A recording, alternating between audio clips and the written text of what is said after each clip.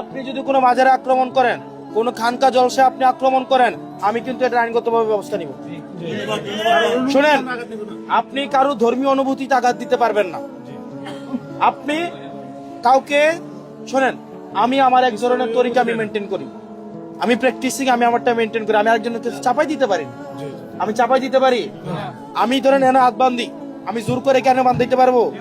একজন এনে বান্ধে, তার জোর করে কেন বান্ধাবেন? আপনি বান্ধাবেন, অধিকার আছে। ধরেন যে লোকটা মাজারে যায়, যার মাজারে বিশ্বাস করে, আপনি তাকে সেটা করতে দেন, এটা তার ইচ্ছা।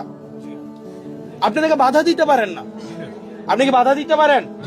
এই যে মাজার ভাঙা, আমাদের দেবের আলহামদুলিল্লাহ সব নাই, এগুলোর জন্য কেউ করতে না পারে।